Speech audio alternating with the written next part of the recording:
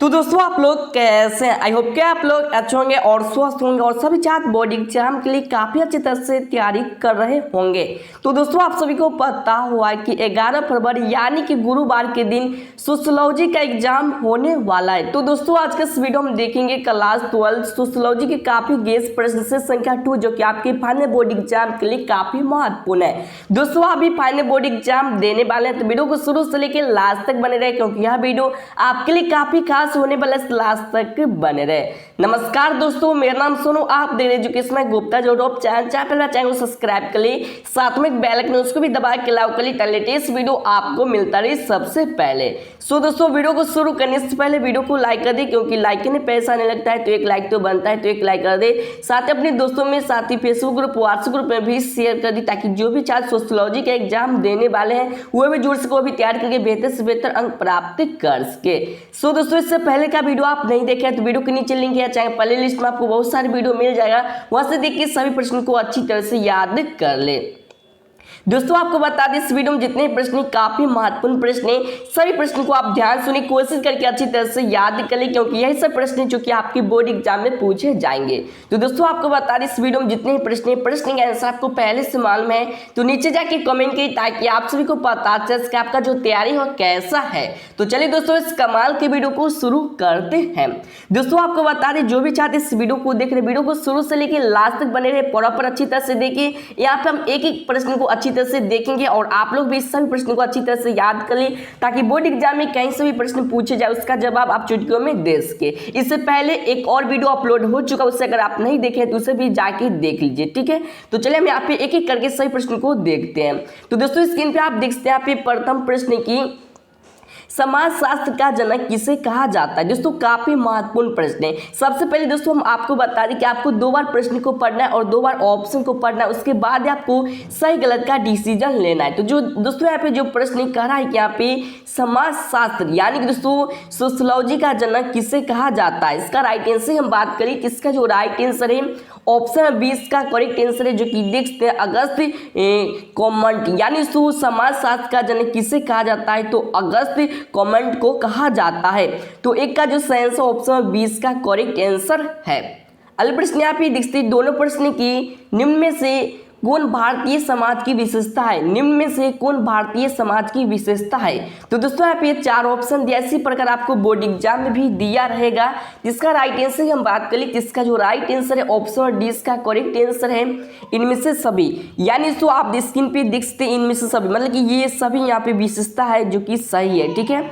तो यहाँ पे हम पहला विशेषता आप देख सकते हैं ऑप्शन ए है अनेकता में एकता, ऑप्शन बी यहाँ पे संस्कारों द्वारा सामाजिकरण, उसके बाद यहाँ पे ऑप्शन सी जो कि पुरुषार्थ। तो दोस्तों ये तीनों यहाँ पे जो कि विशेषता इसके लिए इसका जो राइट आंसर ऑप्शन डी इसका करेक्ट आंसर है। अगले प्रश्न यहाँ पे देखते तीनों प्रश्न की निम्न में से कौन एक भारतीय संस्कृति की संरचना में परिवर्तन लाने वाली प्रक्रिया नहीं है। निम्न में से कौन एक भारतीय सांस्कृतिक संरचना में परिवर्तन लाने वाली प्रक्रिया नहीं है। इसका राइट आंसर हम बात कर ली, इसका जो राइट आंसर है ऑप्शन 20 का करेक्ट आंसर है औद्योगिकरण। तो दोस्तों आपको यह कि निम्न में से कौन एक भारतीय सांस्कृतिक संरचना में परिवर्तन लाने वाली प्रक्रिया नहीं है तो वह यहाँ पे औद्योगिकरण। 3 का जो सही आंसर ऑप्शन 20 का करेक्ट आंसर है। दोस्तों आपको हम बता दें बोर्ड एग्जाम में आपको सही से ऑप्शन देखना है, उसके बाद आपको सही गलत का डिसीजन लेना है क्योंकि बहुत सारे छात्र क्या करते हैं कि गलती कर देते हैं, तो आपको ऐसा नहीं करना है। अगर आपको बेहतर अंक लाना चाहते हैं तो आप सही प्रश्न को अच्छी तरह से याद कर ले, ठीक है, और आपको एग्जाम में देख के आपको सही गलत का डिसीजन लेना है, ठीक है। अगले प्रश्न यहाँ पे देखते हैं 4 प्रश्न की कौन विवाह एक संस्कार है, कौन विवाह एक संस्कार है। तो दोस्तों यहाँ पे 4 दिया है, ठीक है। इसका राइट आंसर की हम बात कर ली, जिसका जो राइट आंसर है ऑप्शन ए इसका राइट आंसर हिंदू विवाह, यानी तो कौन विवाह एक संस्कार है तो हिंदू विवाह जो कि एक संस्कार है। 4 का जो सही आंसर ऑप्शन है इसका करेक्ट आंसर है। सो दोस्तों अभी तक वीडियो को शेयर नहीं किया तो वीडियो को शेयर करें ताकि और भी छात्र जुड़ सके, वो भी तैयारी करके बेहतर से बेहतर अंक प्राप्त कर सके। इससे पहले का वीडियो आप नहीं देखे तो आपके सामने आई बटन दिख रहा है, उस पर क्लिक करके और वीडियो देख सकते हैं। तो चलिए दोस्तों हम अगले प्रश्न की ओर चलते। इससे पहले आपको बता दें जो भी छात्र बेहतर अंक लाना चाहते हैं तो वीडियो को शुरू से लेकर लास्ट तक बने रहे और सभी प्रश्न को अच्छी तरह से याद कर ले। तो चलिए दोस्तों हम अगले प्रश्न के यहाँ पे देखते हैं। तो दोस्तों अगले प्रश्न यहाँ पे देखते हैं कि हिंदू विवाह का कौन सा प्रकार प्रेम विवाह के समांतर है। दोस्तों यहाँ पे प्रश्न है जो कि काफी महत्वपूर्ण प्रश्न है, कह रहा है कि हिंदू विवाह का कौन सा प्रकार प्रेम विवाह के समांतर है। इसका राइट आंसर की हम बात करें जिसका जो राइट आंसर है ऑप्शन डी इसका करेक्ट आंसर जो कि दिखते यहाँ पे गद्र विवाह, यानी तो हिंदू विवाह का कौन सा प्रकार प्रेम विवाह के समांतर है, तो यहाँ पे गंधर्व विवाह या आप बोल सकते हैं यहाँ पे गद्र विवाह। तो 5 का जो सेंस ऑप्शन डी इसका करेक्ट आंसर है। अगले प्रश्न यहाँ पे देखते हैं 6 नंबर प्रश्न की कौन एक प्रजनन मूलक परिवार की स्थापना की समाज द्वारा मान्यता प्राप्त विधि है। कौन एक प्रजनन मूलक परिवार की स्थापना की समाज द्वारा मान्यता प्राप्त विधि है। तो दोस्तों इसका राइट आंसर की हम बात करें इसका जो राइट आंसर ऑप्शन सी है जो कि विवाह। तो दोस्तों 6 का जो सेंस ऑप्शन सी इसका करेक्ट आंसर है। अगले प्रश्न यहाँ पे इससे 7 नंबर प्रश्न की जी.एस. धुरे द्वारा जाति की कितनी विशेषताओं को विश्लेषित किया गया है। जी.एस. धुरे द्वारा जाति की कितनी विशेषताओं को विश्लेषित किया गया है। इसका राइट आंसर की हम बात करें इसका जो राइट आंसर है ऑप्शन 20 का करेक्ट आंसर है 6, यानी तो जी.एस. धुरे द्वारा जाति की कितनी विशेषताओं को विश्लेषित किया गया है, तो 6 यानी कि 6 किया गया है। तो 7 का जो सेंस ऑप्शन 20 का करेक्ट आंसर है। अगले प्रश्न यहाँ पे देखते हैं 8वां प्रश्न की डॉक्टर राधा कृष्ण के अनुसार भारतीय संस्कृति की आत्मा क्या है। डॉक्टर राधा कृष्ण के अनुसार भारतीय संस्कृति की आत्मा क्या है। इसका राइट आंसर हम बात करें इसका जो राइट आंसर है ऑप्शन डी इसका राइट आंसर है जो कि अध्यात्मकवाद, यानी तो यहाँ पे डॉक्टर राधा कृष्ण के अनुसार भारतीय संस्कृति की आत्मा क्या है, तो वह यहाँ पे अध्यात्मकवाद। तो 8 का जो साइंस ऑप्शन डी इसका करेक्ट आंसर है।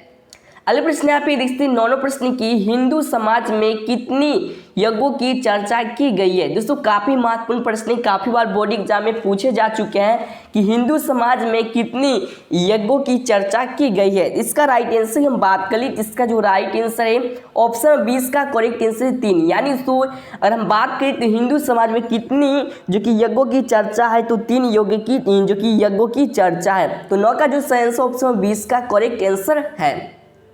अगले प्रश्न यहाँ पे देखते हैं 10वें प्रश्न की भारत में राष्ट्रीय एकीकरण की कौन समस्या है। दोस्तों कह रहा है कि यहाँ पे भारत में राष्ट्रीय एकीकरण की कौन सी यहाँ पे समस्या है। तो दोस्तों यहाँ पे 4 ऑप्शन जिसका राइट आंसर हम बात करें तो इसका जो राइट आंसर है ऑप्शन डी इसका राइट आंसर उपरोक्त सभी। तो दोस्तों यहाँ पे देखते जो ऑप्शन ए यहाँ पे संप्रदायवाद, ऑप्शन बी यहाँ पे क्षेत्रवाद, ऑप्शन सी यहाँ पे भाषावाद यानी कि लैंग्वेजवाद, और इसका जो सही आंसर है ऑप्शन डी है जो कि उपरोक्त सभी, यानी तो ये सभी समस्या है। ठीक है, तो 10 का जो सही आंसर ऑप्शन डी इसका करेक्ट आंसर है।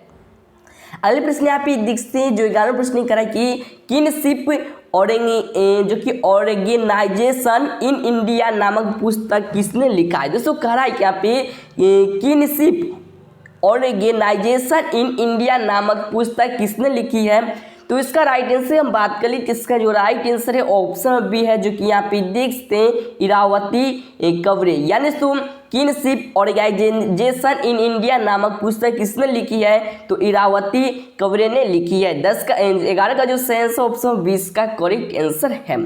अगले प्रश्न यहाँ पे देखते 12वें प्रश्न की राष्ट्रीय एकता समिति का निर्माण कब हुआ। राष्ट्रीय एकता समिति का निर्माण कब हुआ।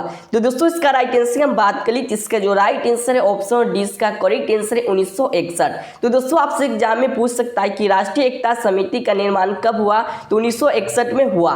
12 का जो सेंस ऑप्शन डी का करेक्ट आंसर है।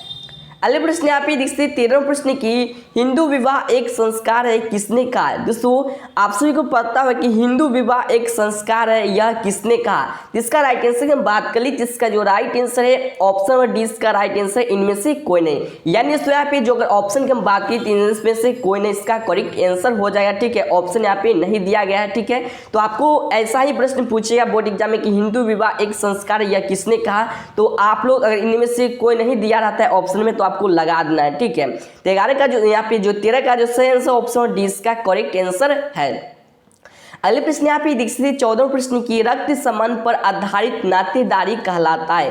रक्त संबंध पर आधारित नातेदारी कहलाता है। जिसका राइट आंसर हम बात कर ली तो इसका जो राइट आंसर है ऑप्शन नंबर 20 का करेक्ट आंसर है, जो कि नेक्स्ट यहाँ पे समरक्त नातेदारी। तो दोस्तों रक्त संबंध पर आधारित नातेदारी कहलाता है, जो कि समरक्त नातेदारी। 14 का जो सही आंसर ऑप्शन नंबर 20 का करेक्ट आंसर है।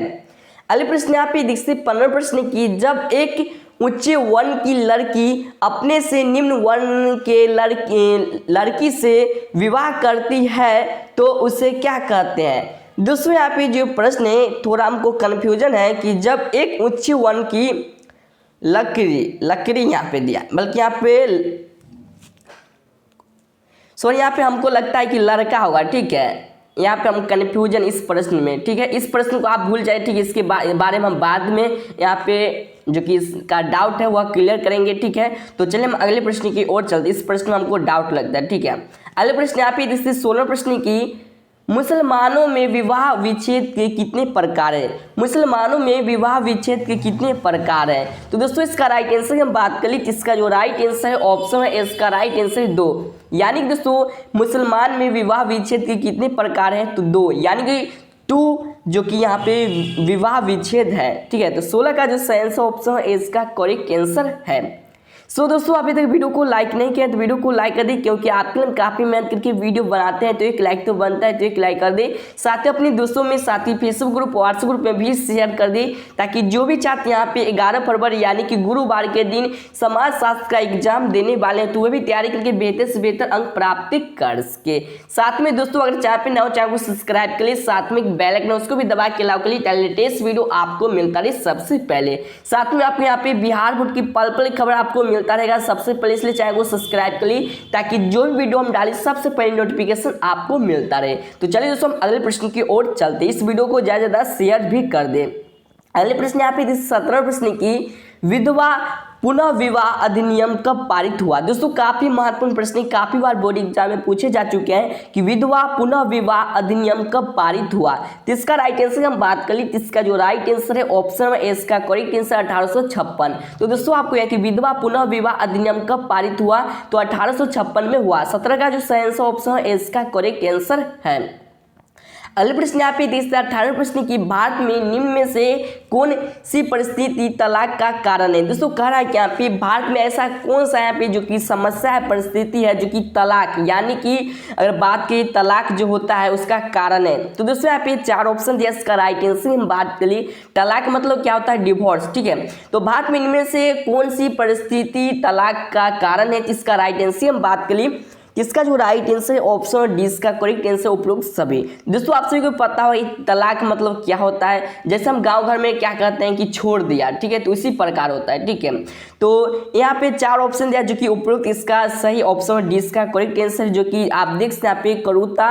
उसके बाद हम बात करें तो यहाँ पे यूनिक दोष, ऑप्शन सी यहाँ पे जो कि संतान न होना, और ऑप्शन डी उपरोक्त सभी। तो दोस्तों हमारे गाँव घर में या कहीं भी ये सब समस्या की वजह से जो कि तलाक दे देता है, ठीक है। और भी यहाँ पे जो कि समस्या होता है, ठीक है, बहुत सारी समस्या जो कि आप लोग समझ सकते हैं, ठीक है। अगले प्रश्न यहाँ पे 19वां प्रश्न की मेहर का संबंध किस विवाह से है। दोस्तों हम बात करी तो इस यहाँ पे जो समाज शास्त्र इसमें आपको अधिकतर विवाह से संबंधित आपको प्रश्न पूछे जाते हैं, ठीक है। तो मेहर का संबंध किस विवाह से है, तो इसका राइट आंसर हम बात करी। इसका जो राइट आंसर है ऑप्शन ए है जो कि मुस्लिम, यानी तो मेहर का संबंध किस विवाह से है, तो मुस्लिम विवाह से संबंधित है। तो 19 का जो सही आंसर ऑप्शन है इसका करेक्ट आंसर है। अगले प्रश्न यहाँ पे देखते हैं जो 20वां प्रश्न कह रहा है कि पुनः जन्म की अवधारणा किस धर्म से संबंधित है, यानी तो पुनः जन्म की अवधारणा किस धर्म से संबंधित है। इसका राइट आंसर हम बात कर ली, इसका जो राइट आंसर है ऑप्शन ए है जो कि हिंदू, यानी सो कि पुनः जन्म की अवधारणा किस धर्म से संबंधित है, तो हिंदू धर्म से संबंधित है। 20 का जो सही आंसर ऑप्शन है इसका करेक्ट आंसर है। अगले प्रश्न यहाँ पे देखते हैं 21वां प्रश्न की हिंदुओं में विवाह एक है, मतलब तो हिंदुओं में जो विवाह होता है वह एक क्या है, समझौता है या सामाजिक संस्था है या विचारधारा या संस्कार है। इसका राइट आंसर हम बात करें, जिसका जो राइट आंसर ऑप्शन बी है जो कि संस्कार है। तो दोस्तों आपसे एग्जाम में पूछ सकता है कि हिंदुओं में विवाह एक है तो संस्कार है। तो 21 का जो सही आंसर ऑप्शन 20 का करेक्ट आंसर है। अगले प्रश्न यहाँ पे देख सकते हैं, जो 22वां प्रश्न कह रहा है यहाँ पे एक मुसलमान पुरुष एक साथ कितनी स्त्रियों से विवाह कर सकता है। मतलब तो कह रहा है कि जो एक मुसलमान होता है, मतलब कि जो पुरुष में, वह एक साथ कितनी मतलब कि महिला यानी कि स्त्रियों से जो कि विवाह कर सकता है। तो दोस्तों यहाँ पे 4 ऑप्शन दिया है, जो कि आप स्क्रीन पे भी देख सकते हैं। इसका राइट आंसर क्या होगा, जल्दी से नीचे कमेंट करिए। इसका राइट आंसर हम बात करें, जिसका जो राइट आंसर है ऑप्शन ए है, जो कि यहाँ पे 4, यानी तो एक मुसलमान पुरुष एक साथ कितनी स्त्रियों से विवाह कर सकता है, तो 4 स्त्रियों से यानी कि 4 महिलाओं से विवाह कर सकता है। तो 22 का जो सही ऑप्शन है इसका करेक्ट आंसर है। अगले प्रश्न यहाँ पे देखते हैं 23वां प्रश्न की, किसने कहा जाति एक गतिहीन वर्ग है। किसने कहा जाति एक गतिहीन वर्ग है। तो दोस्तों इसका राइट आंसर हम बात करें, इसका जो राइट आंसर है ऑप्शन ए इसका करेक्ट आंसर है, जो कि यहाँ पे है मजूमदार। यानी तो किसने कहा जाति एक गतिहीन वर्ग है, तो वह यहाँ पे वह कहे थे, मजूमदार ने कहे थे। तो 23 का जो सही ऑप्शन है इसका करेक्ट आंसर है। दोस्तों आपको बता दें, मेरा एक सेकेंड चैनल भी, जिसका लिंक वीडियो के नीचे मिल जाएगा, जाके चैनल को सब्सक्राइब कर ले, साथ में बेल आइकन उसको भी दबा के लाओ कर ले, लेटेस्ट वीडियो आपको मिलता रहे सबसे पहले। दोस्तों आपको बता दें, उस चैनल पे ऑनलाइन जुड़े वीडियो आपको मिलेगा, तो जाके जल्द चैनल को सब्सक्राइब कर ले, ताकि जो वीडियो हम डालें सबसे पहले नोटिफिकेशन आपको मिलता रहे और आप भी वहां से फायदा लाभ उठाते रहे। तो चलिए दोस्तों हम अगले प्रश्न की ओर चलते। इस वीडियो में और भी प्रश्न जो कि आपके बोर्ड के दृष्टिकोण से काफी महत्वपूर्ण प्रश्न है, तो सही प्रश्न को अच्छी तरह से याद कर ले। जो भी छात्र इस वीडियो को देखे, वीडियो को शेयर कर दे, ताकि और भी छात्र यहाँ पे जुड़ सको, तैयारी करके बेहतर से बेहतर अंक ला सके। दोस्तों आप सभी को पता होगा कि यहाँ पे बात करें सोशियोलॉजी, जो कि समाजशास्त्र 100 मार्क्स का होता है, तो जो भी छात्र यहाँ पे मेन सब्जेक्ट है उसके लिए तो यह नंबर काफी महत्वपूर्ण है, और जो भी छात्र यहाँ पे अतिरिक्त है तो उसके लिए यहाँ पे अगर नंबर लाते हैं तो काफी अच्छा बात है। अगर 30 मार्क्स भी आप ले आए तो पास है, ठीक है। तो अगर आपके हाथ में आप क्या लाना चाहते हैं, अच्छे अंक लाना चाहते हैं, या आप पास हो मतलब कि होने के लिए आप लाना चाहते हैं, ये आपके ऊपर है, ठीक है। अगले प्रश्न यहाँ पे देखते हैं, जो 24वां प्रश्न कह रहा है कि यहाँ पे कौन एक ऐसी प्रक्रिया है जिसमें निम्न हिंदू जाति उच्च जाति के सदन में अपनी प्रथाओं में परिवर्तन करता है। दोस्तों यहाँ पे कह रहा है कि कौन एक ऐसी प्रक्रिया है जिसमें निम्न हिंदू जाति उच्च जाति के सदन में अपनी प्रथाओं में परिवर्तन करता है। इसका राइट आंसर हम बात करें, जिसका जो राइट आंसर है ऑप्शन ए है, जो कि सांस्कृतिकरण। यानी 124 का जो सही ऑप्शन है इसका करेक्ट आंसर है। अगले प्रश्न यहाँ पे देखते 25वां प्रश्न की, निम्न में से कौन एक जो कि कौन जाति व्यवस्था की मौलिक विशेषता नहीं है। दोस्तों कह रहा है क्या पे कि निम्न में से, निम्न मतलब यही होता है कि यहाँ पे जो 4 ऑप्शन, इसमें से कौन एक ऐसा ऑप्शन है जो कि यहाँ पे करेक्ट आंसर है, ठीक है, मतलब कि सही यहाँ पे ऑप्शन दिया है। तो दोस्तों कौन जाति व्यवस्था की मौलिक विशेषता नहीं है, इसका राइट आंसर हम बात करें, इसका जो राइट आंसर है ऑप्शन 20 का करेक्ट आंसर है गतिशीलता। तो दोस्तों आपको याद है कौन जाति व्यवस्था की मौलिक विशेषता नहीं है, तो गतिशीलता। 25 का जो सही ऑप्शन 20 का करेक्ट आंसर है। अगले प्रश्न यहाँ पे देखते 26वां प्रश्न की, विश्व में आधुनिकीकरण यानी कि प्रक्रिया कब आरंभ हुआ था, मतलब कि कब शुरुआत हुआ। दोस्तों काफी महत्वपूर्ण प्रश्न, काफी बार बोर्ड एग्जाम में पूछे जा चुके हैं कि विश्व में आधुनिकीकरण की प्रक्रिया कब आरंभ हुआ था, मतलब कि आधुनिकीकरण का जो प्रक्रिया वह कब आरंभ हुआ था, यानी कि शुरू हुआ था। तो इसका राइट आंसर हम बात करें, जिसका जो राइट आंसर है ऑप्शन ए है, जो कि 16वीं शताब्दी। यानी 126 का जो सही आंसर ऑप्शन है इसका करेक्ट आंसर है। अगले प्रश्न आप ये देखते हैं, जो 27वां प्रश्न कह रहा है कि स्वर्ण जयंती स्वरोजगार योजना किस वर्ष लागू हुआ। दोस्तों काफी महत्वपूर्ण प्रश्न कह रहा है कि स्वर्ण जयंती स्वरोजगार योजना किस वर्ष लागू हुआ। तो दोस्तों यहाँ पे 4 ऑप्शन दिया, इसका राइट आंसर क्या होगा, जल्दी से नीचे कमेंट करिए। तो आप लोगों का कमेंट क्या है, अगर हम बात करिए तो इसका जो करेक्ट आंसर होगा ऑप्शन में यहाँ पे क्या हो जाएगा, तो ऑप्शन सी है, जो कि 1999, यानी स्वर्ण जयंती स्वरोजगार योजना किस वर्ष लागू हुआ था, तो 1999 में लागू हुआ था। 27 का जो सही ऑप्शन सी इसका करेक्ट आंसर है। अगले प्रश्न यहाँ पे देखिए, जो 28वां प्रश्न है, बिहार में पंचायती राज संस्थाओं का कार्यकाल क्या है। तो दोस्तों आप सभी को पता है कि बिहार में पंचायती राज संस्थाओं का कार्यकाल क्या होता है, मतलब कि जो रहते हैं, मतलब कि जो जीतने के बाद उनका जो पद है वह कितने वर्ष का रहता है। इसका राइट आंसर हम बात करें, जिसका जो राइट आंसर ऑप्शन डी है, जो कि 5 वर्ष। तो दोस्तों उम्मीद करते हैं कि इस प्रश्न का आंसर सभी छात्र को पता होना चाहिए, ठीक है। तो बिहार में पंचायती राज संस्थाओं का कार्यकाल क्या होता है, तो 5 वर्ष का कार्यकाल होता है। 28 का जो सही ऑप्शन डी इसका करेक्ट आंसर है। अगले प्रश्न यहाँ पे 29वां प्रश्न, निम्न में से किसे बलवंत राय मेहता समिति का संबंध है। मतलब कह रहा है कि निम्न में से किसे बलवंत राय मेहता समिति का संबंध है। इसका राइट आंसर हम बात करें, इसका जो राइट आंसर है ऑप्शन 20 का करेक्ट आंसर है पंचायती राज। तो दोस्तों 29 का जो सही आंसर ऑप्शन 20 का करेक्ट आंसर है। अगले प्रश्न यहाँ पे देखते हैं जो 30वां प्रश्न का कि भारत में वर्तमान कानून के अनुसार लड़के एवं लड़कियां के विवाह की न्यूनतम आयु क्या होती है। मतलब दोस्तों आप सभी को पता है कि भारत में वर्तमान कानून के अनुसार लड़के एवं लड़कियों के विवाह की न्यूनतम आयु क्या होती है। मतलब कि जो शादी करने का उम्र होता है वह क्या होता है, लड़का का अलग होता है और लड़की का अलग होता है। ठीक है, जिसका राइट आंसर हम बात करें तो इसका जो राइट आंसर है ऑप्शन सी है, जो कि आप देख सकते हैं 21 एवं 18 वर्ष। ठीक है, तो दोस्तों यहाँ पे आप सभी को पता ही होगा कि जो इसका करेक्ट आंसर ऑप्शन सी होगा 21 एवं 18 वर्ष। 30 का जो आंसर ऑप्शन सी इसका करेक्ट आंसर था।